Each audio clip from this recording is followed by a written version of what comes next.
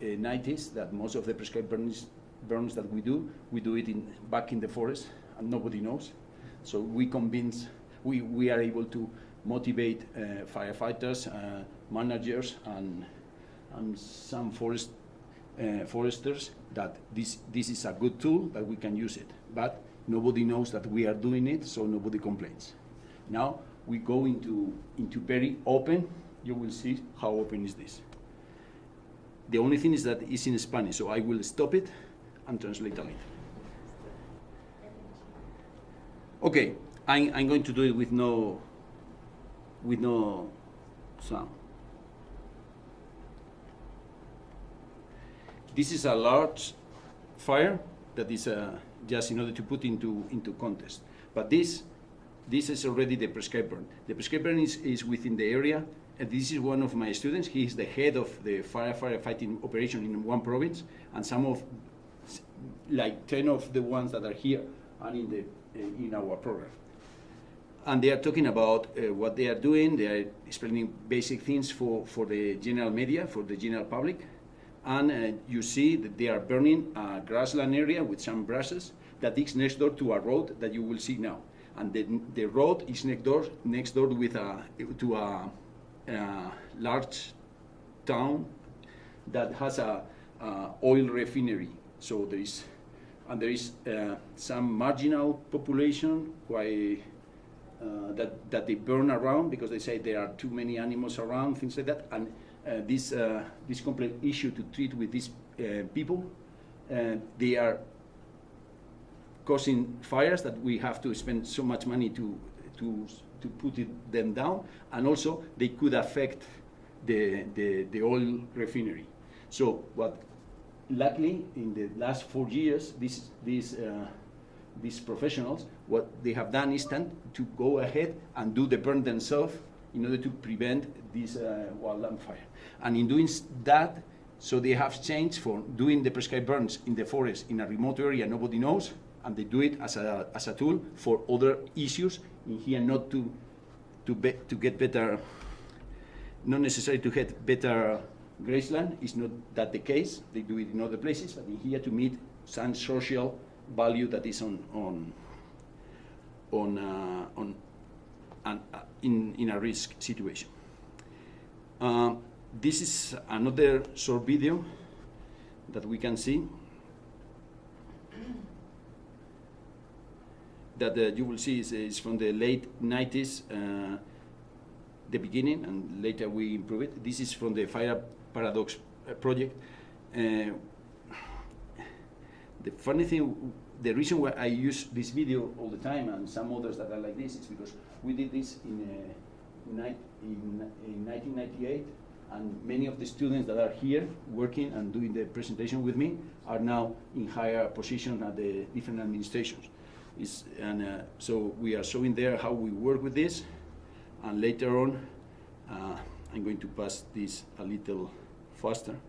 So it's an example of what is the tool. And see, it's not letting me go ahead.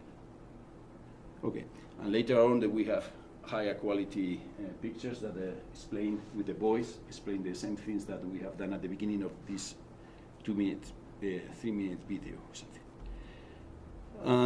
In the same area, and this is the end of 1998, so it's a long time ago, we did this prescribed burning within a project that was to produce a video that was a video for the National Forest Service in Spain, and it was in order to enhance the use of prescribed burning. And there is some comments at the beginning, but I'm going to go to the most dramatic part of the video is that we are burning that. It's more clear in my computer, but this is a large scale prescribed burning that we are doing, and it's in a very narrow canyon that actually is one of the largest water reservoirs now in northeastern Spain. And this is, we did that, the burn of all the area underneath a given elevation above the sea level. That was the water level that is going to be. and we did all the prescribed burning of all the material there in order to have better quality of the water later, because there is not going to be kind of fermentation of that organic matter. And in the process of doing that, we could demonstrate to the Forest Service that we can burn the whole amount of forest that many of the items, the trunks that were collected, the harvested, the enterprise was not interested in those, no market value, and we were able to burn all that slash underneath forest land. Okay, this is in order to show you the videos. I guess now I have to go to the presentation to finish on time, and so I quit the videos and I go to the very top. And I will try to get into the time I have promised. So, okay, this is the first slide. I got it here. So this is just to present it. I will go into this slide later on. This is a Canary Island.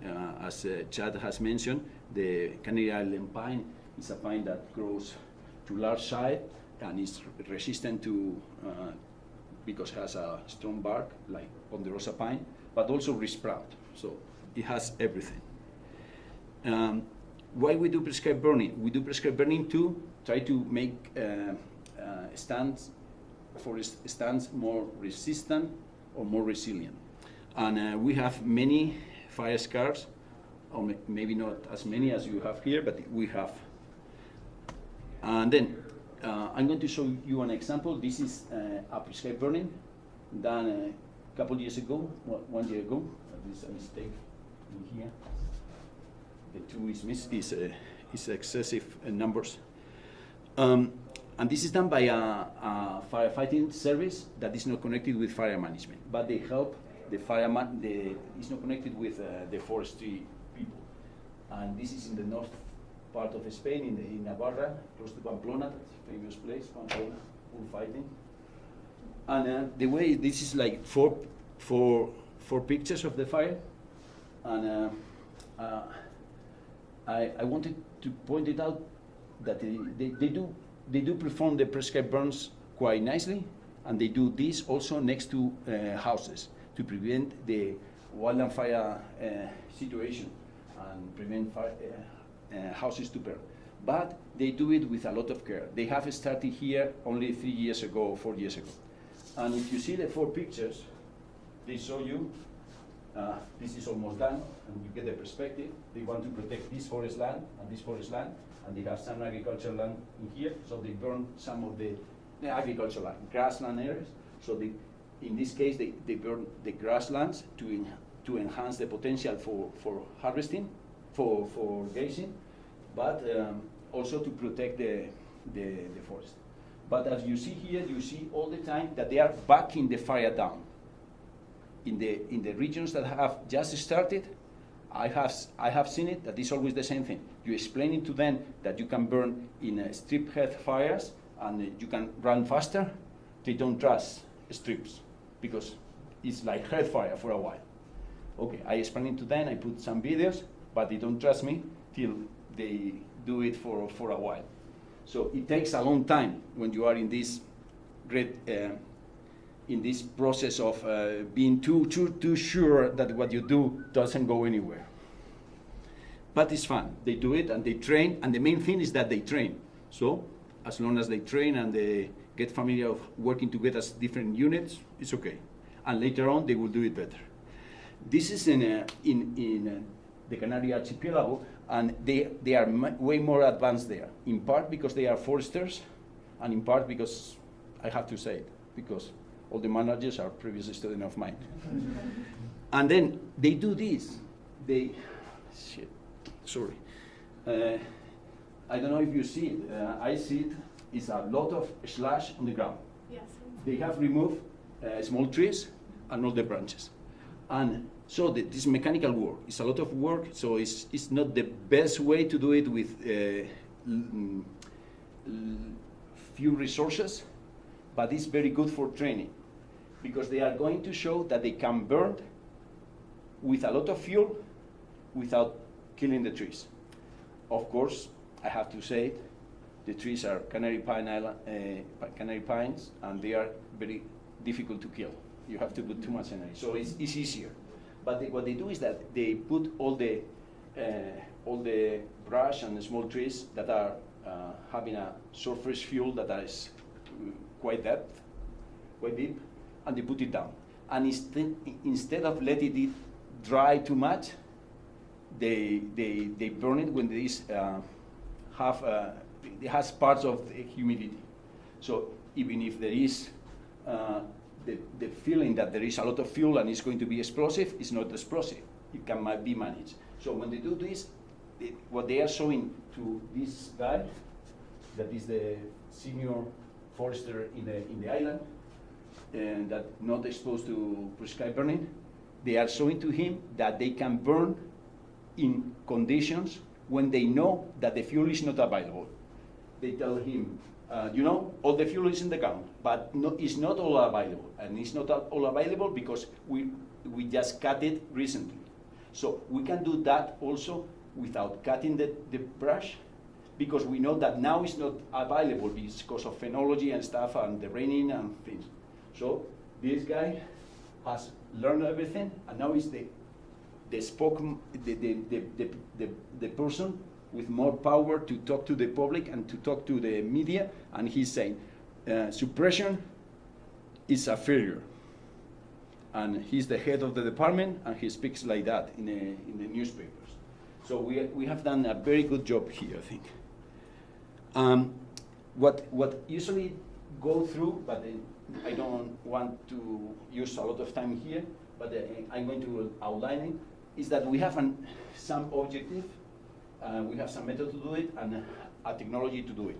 So the objective, as I mentioned before, is to create resistant or resilient stand, to reduce damage to property and to lives, and to reduce, that is important, at least is what I fear in Spain and many countries in Europe, to reduce the fear of the citizens, that they have houses that are less prone to burn than in the US, but everybody, when there is a fire next door, is so much pressure that we evacuate thousands of people with no need. So it's a lot of effort, and it's because people don't trust that they are safe, that the Forest Service is not good enough. So this is an important objective, to make people think that they are safe. So we have to search for the most resilient patterns of in different stands to observe in more detail that I will show you later, and also to induce mechanisms that cause the observed patterns that we see some places that are safer than others. So I'm going to show it to you real quick. The first thing is put together researchers and managers, and that in Spain it's less common than in here, that managers trust scientists and scientists trust managers.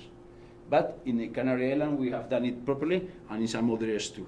So these people go together, and so the values that they have to preserve, sometimes the conditions that are today in some stands that are terrible, they see that they have some infrastructures that they have to save.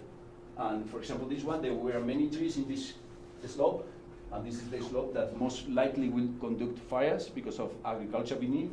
And then in this area that was less steep and less prone to have fires because there is no causes that induce fire in that area. So we preserve the trees here, we remove the trees here, because we don't want this expensive infrastructure to be burned. And we have been keeping this with less fuel load, but still vegetation, by prescribed burning. Other thing is that we have a land mosaic. This is too complex. I'm not going to get into that detail, some pictures. But what we know is that some fires have not produced any damage in some areas when they pass through. And we have to look why. And the why is that they don't have so much understory vegetation, and they have larger trees than other areas that did suffer when the fire pass was running through. We observe the details, why and where they have the damage, this fire scar. And I'm going to give one more detail in here that sometimes we see this is the area that fire has passed by with little damage or almost no damage. And if we look in detail, it's because they are big trees. But if we look in more detail, there are some that are truly big trees. So the idea, these are less vulnerable to fire. But if we had the old-fashioned trees that were this size, then wouldn't be a problem. We can live with fire. So to test the hypothesis, we did some different units that we burned all around, and then some were low intensity, high intensity at random. And this was with an area that the Forest Service wanted to make a fuel break in order to have this forest massive and this other somehow with easy areas for firefighters to suppress a fire that start here or either start there. And we did many prescribed burning there, and we have, for fire paradox, we burn all these remainings in 3 days that we have an international meeting, and we burn all of this, and we even have an escape here that it was very good because we advise everybody in the training session that at the end of the afternoon it was supposed to be a wind in another direction, and we have to be prepared for that. The only thing is that we wanted to finish this one in the canyon that was the last one, and then the wind came, so the wind started putting that into a more exciting way. And there was a small spot outside, but we knew that was going to happen. We suppressed the spot, and we removed this little corner to burn. So that was the only thing that we didn't burn, and it was not an escape that we were blamed of, but an escape that we have managed correctly because we knew that could happen, and we have explained it before.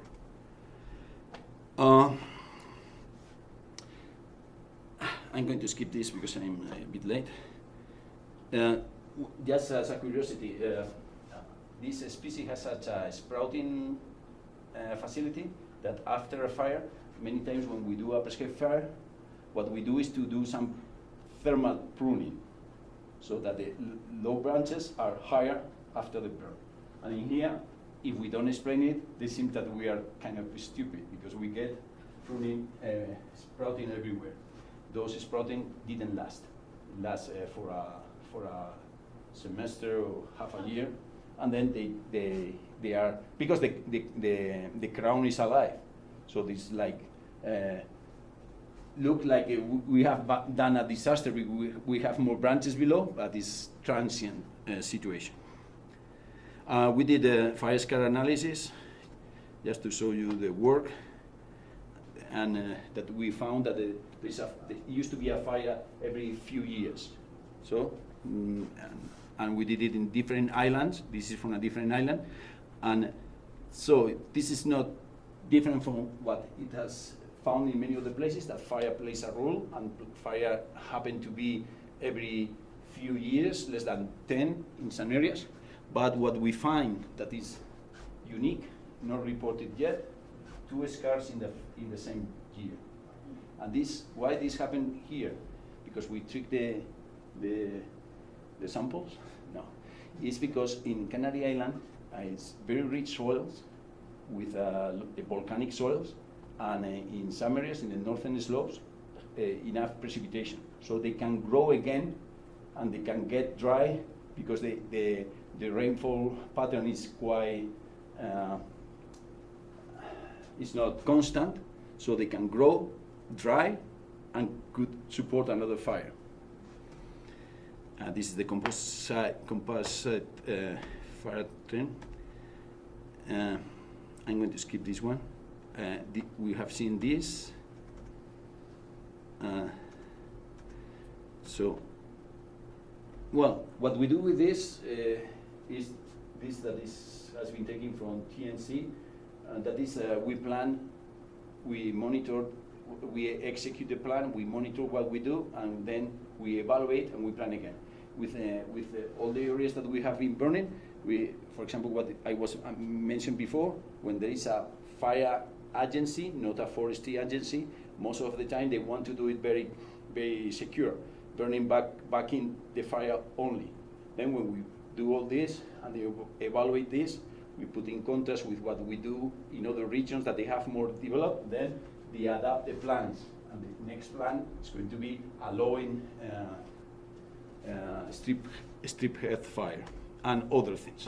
Well, this is to show areas I've been involved in burning, just for fun. And now I'm going to tell you some specific about a more advanced approach to what we want to do. And we have done this in collaboration with Marc Castelló, that is the head of the fire suppression action in the forest areas in Catalonia, northeastern Spain. And what we are figuring out is that in some areas we have high fuel, species are available to generate, understory vegetation is available to sustain high intensity fires that could cause crown fires. And this is the important thing, that they are concerned about getting into crown fires. This is explained in more detail here. When if we burn the area, we need like 5 to 8 years to have the same vegetation, so we have to burn again. Then what we need to do is to realize that the important thing for us is how many days we are going to get this transition from surface fire to ground fires, to crown fires. And what we want to do is also to have less maintenance. And then we have learned that if we change the understory vegetation to species that are these ones, not to name them, but not the other ones that we have, the scrap oak and the heather, then we can have a lower maintenance, because we can go into almost 20 years. And also, even when the vegetation is a full site, meaning next year we have to burn that vegetation again, if we shift to these species do not generate enough energy to sustain that transition to crown fires. And this is what the forest firefighter want, to reduce the number of days that they are facing a crown fire instead of a surface fire. And the only thing is that we have to put this into the perspective of a lot of land, both grassland and agriculture too, and forests that are less managed than before. So we have to innovate in fuel management, because we have to treat way more area than before. So instead of trying to do prescribed burns just with the idea to reduce the understory vegetation size, we have to deal how we manage the succession of that understory vegetation towards facilitating several species that we are more interested in than to facilitate others. And then we can go into having big trees that monopolize the resources, and doesn't allow for such a strong understory vegetation below, because they are large enough to control most of the resources in the area. And this is not something that we have it.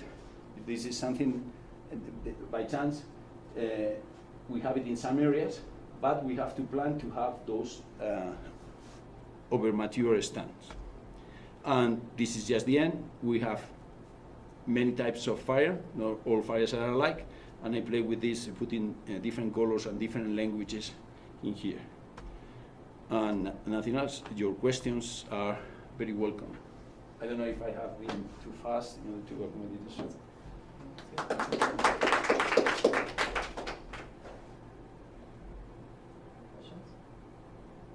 Yes. I'm Monique. I met you at the restaurant the other night. It's good yes. to see you. It strikes me that the goal of the prescribed burning, it seems to be fuels management pretty much entirely. And I haven't heard you talk about biological goals. And is that an American construct to try to restore the historic fire regime for some naturalness that we're aiming for that doesn't exist in Spain, or? Yes, the sixth, but is less common. So far, the approach of many people that are focusing and working in enhancing biodiversity and promoting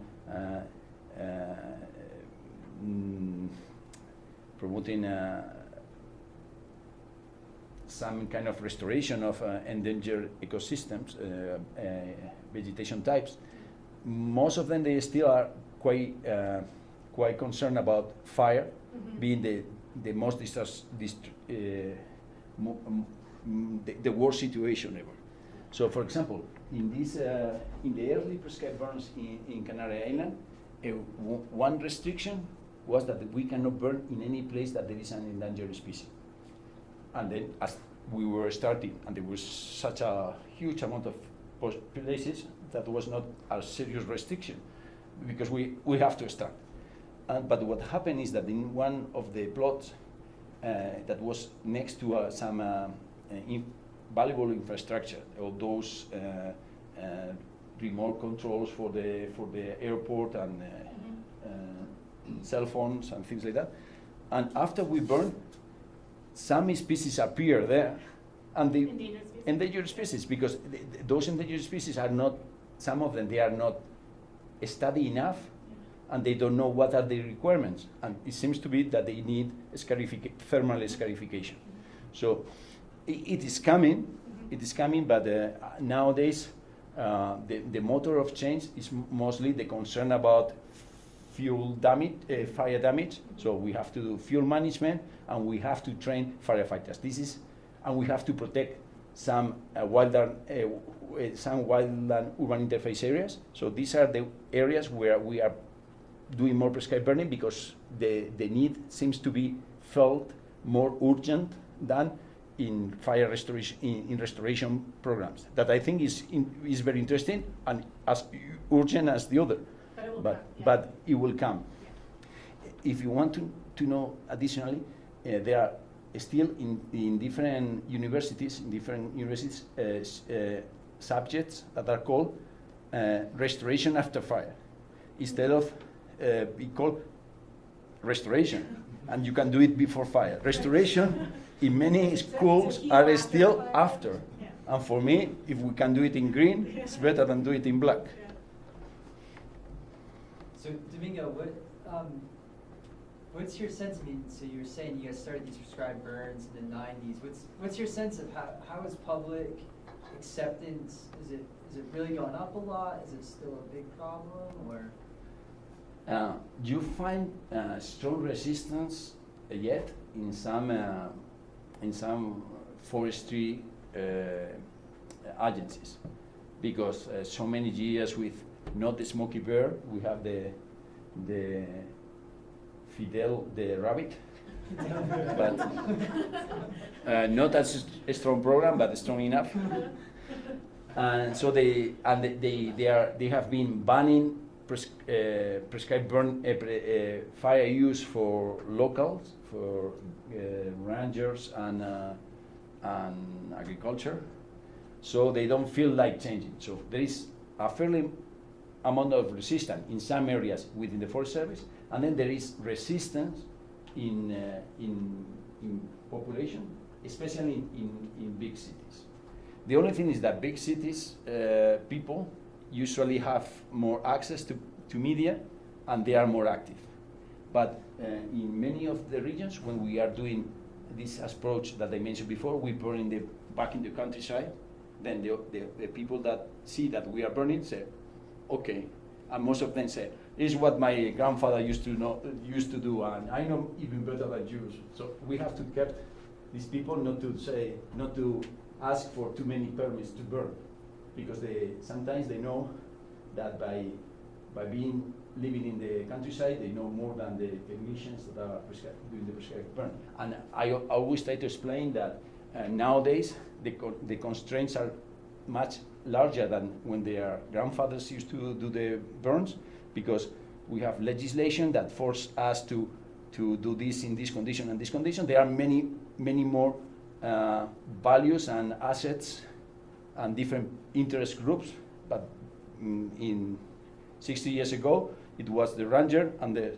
other rangers, and they were not the hikers. As a matter of fact, the difference between Spain and France in the Pyrenees is that in Spain, everything is done by the foresters and the firefighters. There is not burn that can be done by agriculture, by farmers or servers, unless they ask for a permit. And if the burn is complicated, it's complex, some firefighters will be there, maybe implementing themselves or helping or supporting or waiting for something is wrong to act. So, but in the French side, that is more humid and it's less risky, the ranchers are allowed to burn. Not only allowed to burn, in order to get support from the government, subsidies, they have to prove that that area is used by their cows. And the way the administration know they are using it is because it's burned. And then if they don't see that has been prescribed burn, they don't get the subsidy. So they do burn by themselves with a permit, but mostly themselves. What's the consequence of these different approaches? Well, there were 4 people dead after they were hiking in an area, and then a farmer was burning underneath a beech forest. And so if it's the administration, the Forest Service who is doing the burn, they have more resources, they put some signs in all the possible trails, and so people are aware that they have to be out. But one single person has not the ability to get to inform all the other possible users that when his grandfather was doing this, they were not crazy people hiking in the mountains, like us. I don't know if that explanation is meaningful for you. Well, I am kind of interested in sort of the traditional knowledge of burning, and I've interviewed birders in your area, all of whom mentioned that they used to be allowed to burn artisanally. Do you think is any of that knowledge of value? Could it inform, where to burn or how to burn, or has this technology really superseded that? I think there is a lot of knowledge that could be used, and I know you are interested in it. I can give you the work of a French lady, a researcher, that she has made also within the Fire Paradox project a nice video of reporting and interviewing all these people and even attending some prescribed burning that they were doing. I think they have the knowledge. The only thing is that they have to recover it, because some of the knowledge is in the ones that are not in work, in the job position anymore.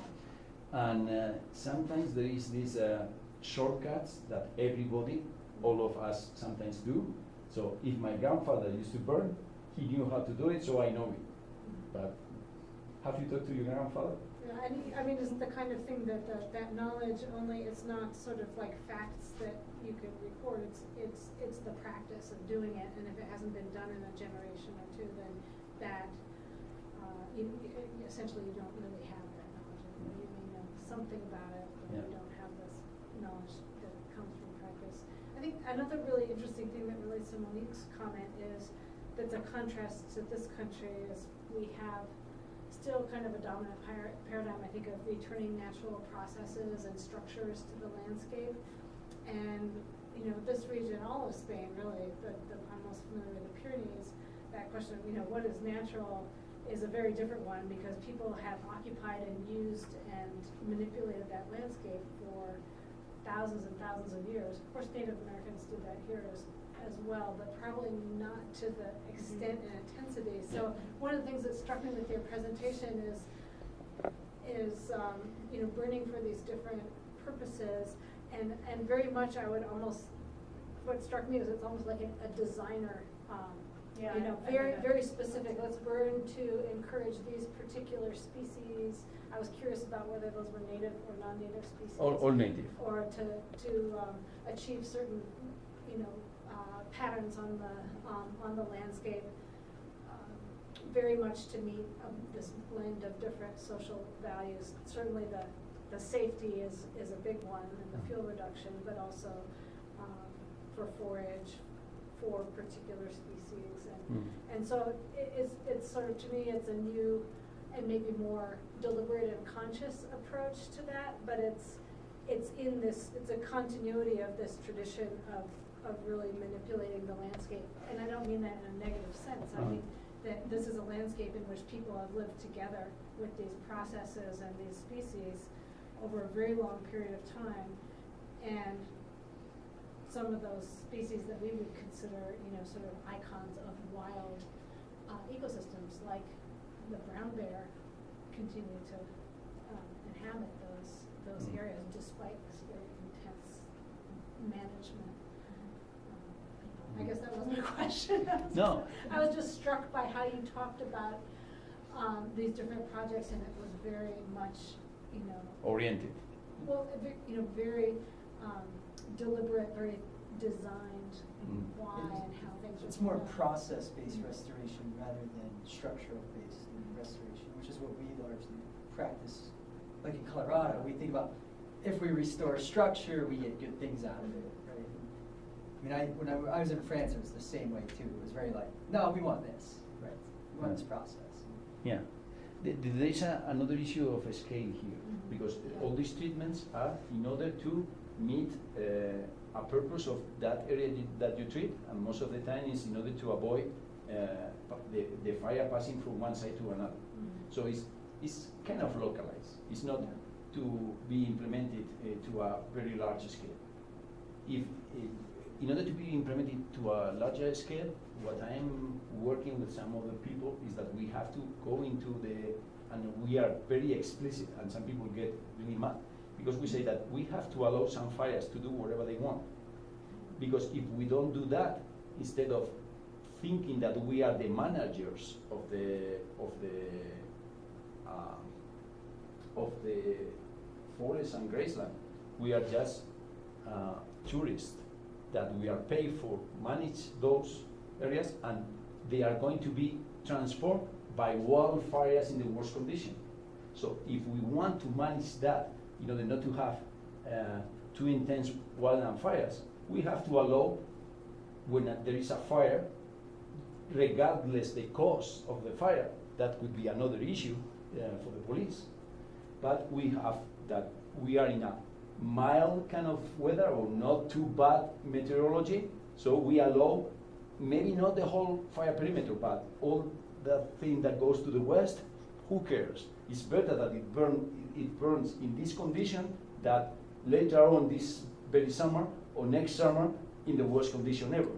So if we want to say that we are managing those areas, we have to decide when and how the fire is going to transform the landscape. Because if not, what we have proved with different analysis we have done is that with 3 or more times more resources, now the surface that is burned is basically the same. But if we analyze if the area was burned in high intensity, bad meteorology, bad weather days, or not that bad weather days, we have shifted that 90% of our surface is burned in the very worst days. And in the 70s was not like that. In the 80s was not like that. This is something from the 90s and nowadays. So we are, if we talk to the general public, and we can lie, tell the truth, or do a talk statistics. If we talk a statistic, we say the average fire size is way lower than before. Yes, but this is because we account for every single fire. And before, those fires that were in private land, who cares? The administration that didn't recall it. So if you have less numbers, you have less higher mean surface. Now we have bigger numbers in the below. So, and the other thing is that we are not counting the damage of those wildfires. If they burn in normal summer days, it's not the same as if they burn in the worst summer days. I'm curious, you talked a little bit about sort of fire return intervals in terms of the management objectives and what kind of return goals you needed to achieve those objectives. But I'm wondering how much interest or concern or relevance is there to understanding the historic natural fire regime, or if that even means anything in a context where people have been using fire for thousands of years. You know too much, so you kill me. We are publishing the paper, and we have a small paragraph that says, "Oh, okay, this forest was intensively managed." But if we say that in the beginning of the paper, we don't have paper. I'm telling you the true story about this. These areas, these trees were treated in order to get the resin. So some of the fire scars that we have now have been facilitated enormously by the fact that these trees were hurt in order to get that resource. And if we go to the mainland Spain, we have done this with some of the major pine species too. So there is always those fire scars that we see, how much natural are they? Well, nobody knows. Less natural than if we think this is totally natural. Because before the 60s, they were not much fire suppression action. So everything before the 60s was natural, okay? Those fire scars were facilitated by treatments that sometimes, one of the treatments that we do to the tree, it used to be done, is to hurt it to die. Was close to the last years of the optimum for timber harvesting, so they do the hurt even stronger. So if we do things like that, so it could make a difference in how fires propagate. And maybe not to this one that we hurt it to die, but when fire goes there, increases because there was so much heat there that could propagate to the next neighbor trees and could induce a fire scar. Well, but if there was no suppression prior to the 60s, were those fires that you recorded on those scars, were those human ignited, do you think? Or is there lightning emission?